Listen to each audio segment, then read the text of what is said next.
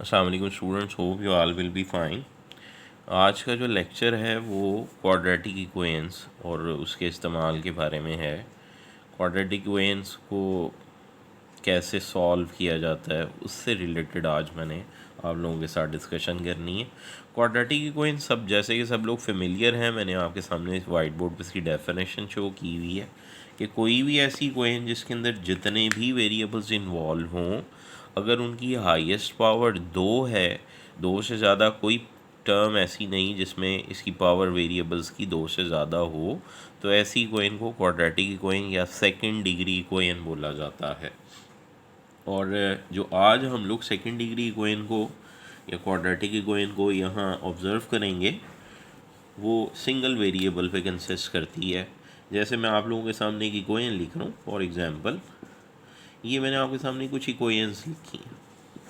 उनमें जो सबसे पहली इक्वेशन है वो है x² + 4x + 9 = 0। दूसरी इक्वेशन है xy = 5। थर्ड इक्वेशन है y² + 2y - 1 = 0, एट्सेट्रा। अगर ये आपके सामने जो मैंने 3 एग्जांपल्स लिखी हैं, ये सब की सब क्वाड्रेटिक इक्वेशंस की एग्जांपल्स हैं। इस फर्स्ट इक्वेशन के अंदर जो वेरिएबल जिसके अंदर ये क्वाड्रेटिक है वो इक्वेशन वो वेरिएबल x है। जो थर्ड इक्वेशन है उसके अंदर जो वेरिएबल जिसमें ये इक्वेशन क्वाड्रेटिक है वो y है।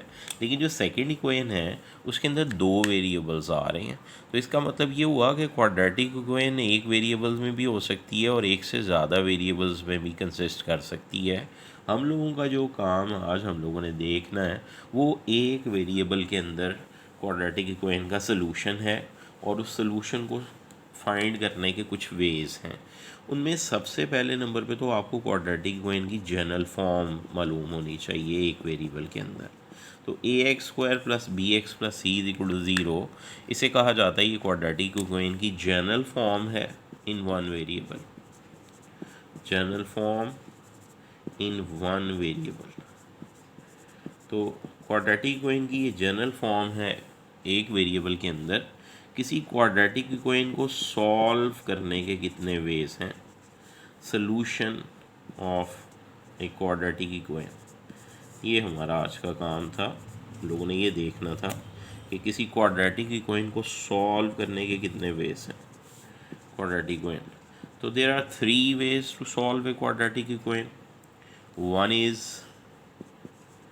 factorization method. Second one is completing square method. And the third one, which is very familiar amongst the students, this is quadratic formula method. And quadratic formula method is very familiar from this expression. Students are very well known about this. So minus b plus minus √ b² - 4ac/2a is the quadratic formula, is called the quadratic formula, and this formula is used to find the roots of this general forms quadratic equation. So these are the roots of this quadratic equation, and we can use this formula to find the solution or roots of a quadratic equation. So आज हम लोग पहले number पे तो ये देखेंगे कि factorisation, completing square या ये वाला फार्मूला कैसे किसी क्वेश्चन को सॉल्व करने के लिए यूज़ किया जाता है। तो उसके लिए मैं कुछ एग्जांपल दे रहा हूँ आप लोगों के सामने। मैंने आपके सामने एक इक्वेशन लिखी which is quadratic in x² + 7x + 12 = 0. You can see that we have to use factorization method. So सबसे पहले नंबर पे ये इक्वेशन मैंने आप लोगों के सामने लिखी है x² + 7x + 12 = 0, और मैं इसको सॉल्व कर रहा हूँ by factorization method. Use factorization method.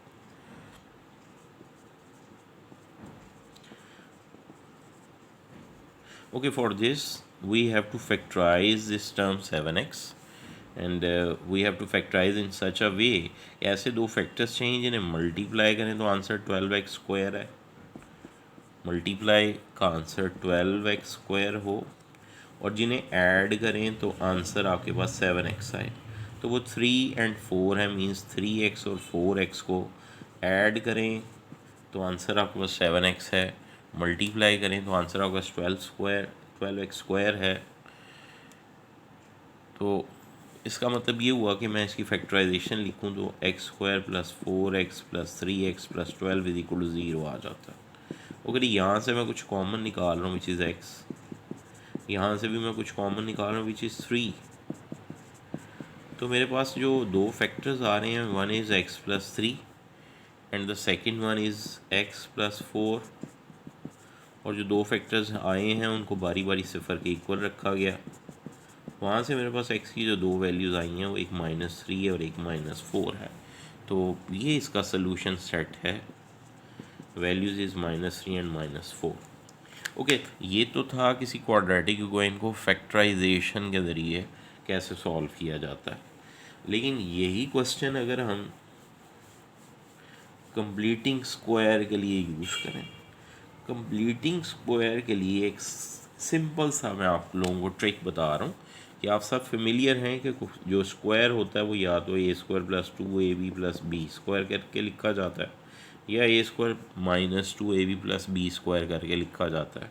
तो आपके पास जब किसी इक्वेशन का स्क्वायर कंप्लीट करने के लिए आता है तो आपने सबसे पहला काम ये करना है कि जो कांस्टेंट टर्म है, मींस जो x के बगैर वाली टर्म है, उसे उठा के आपने दूसरी तरफ ले जाना। x² + 7x = -12। उसके बाद आपने सेकंड काम ये करना है कि यहाँ लिखा हुआ x के साथ जो भी कांस्टेंट है आपने उसे 2 पे डिवाइड करना है अपने माइंड पे। मतलब मेरे पास यहाँ अगर एक इक्वेशन है x² + ax + b = 0, मैंने सबसे पहला काम ये करना है कि b उठा के दूसरी तरफ ले जाना है, और उसके बाद मैंने कहा है कि आपने माइंड में कांस्टेंट को 2 पे डिवाइड करना है। वो जो भी वैल्यू होती है आपने दोनों साइड्स पे इस वैल्यू का स्क्वायर ऐड करना है कंप्लीटिंग स्क्वायर के लिए। ये सबसे ईजीएस्ट वे है कंप्लीटिंग स्क्वायर को यूज़ करने का। और अब यहाँ जो आपकी हेडिंग होगी वो कंप्लीटिंग स्क्वायर की है, कंप्लीटिंग स्क्वायर मेथड।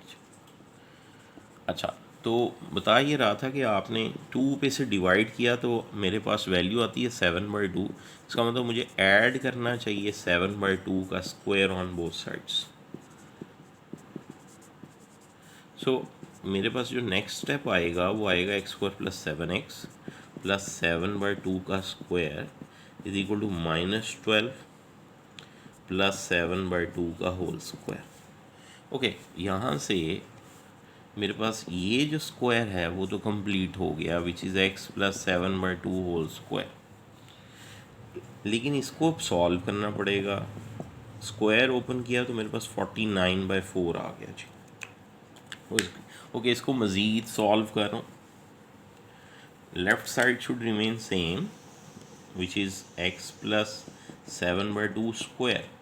अब आप इसको सॉल्व करेंगे तो आपके पास एलसीएम लेने के बाद 1/4 बच जाएगा।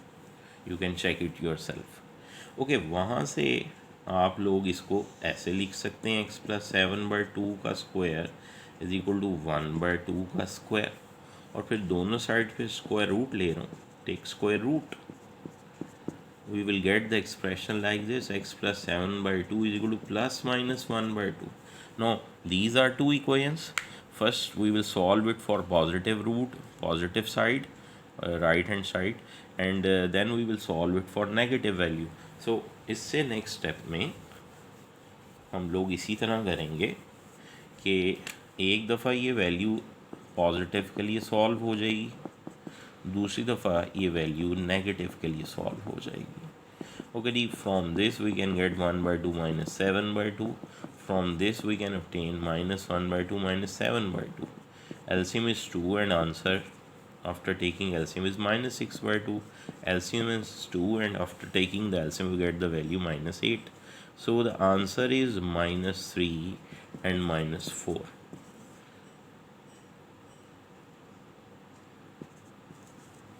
So solution set is -3 and -4.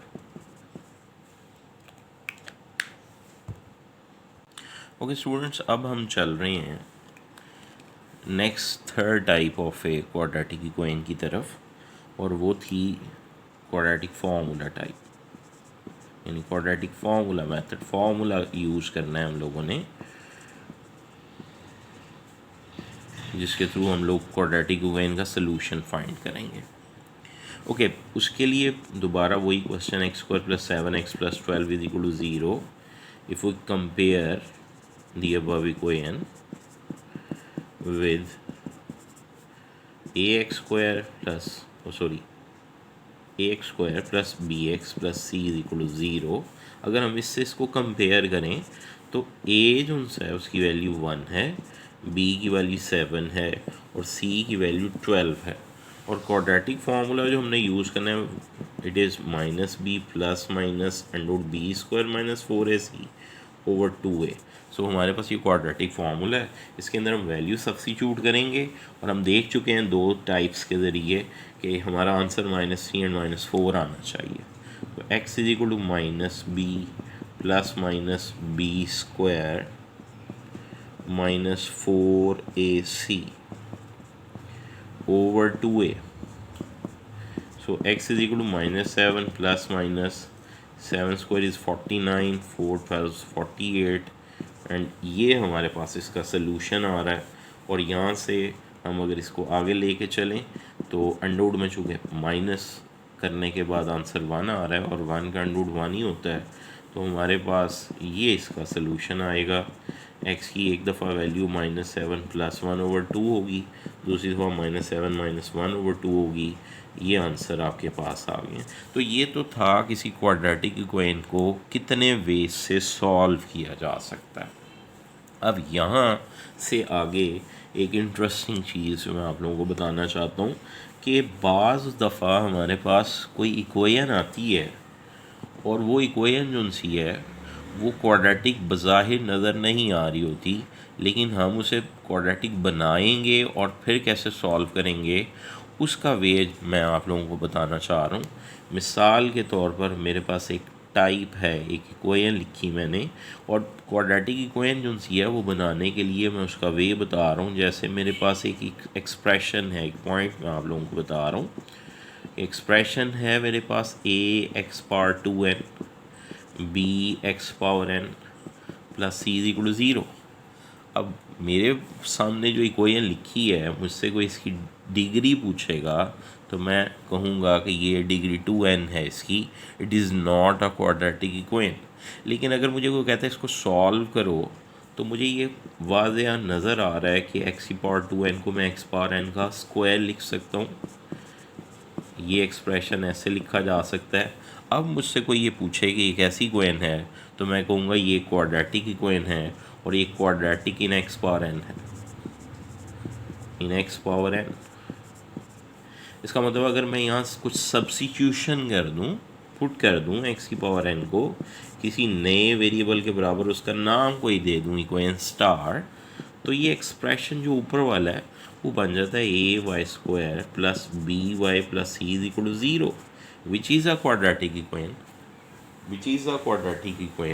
and by solving this equation we can get two values of y, let it be y1 and y2।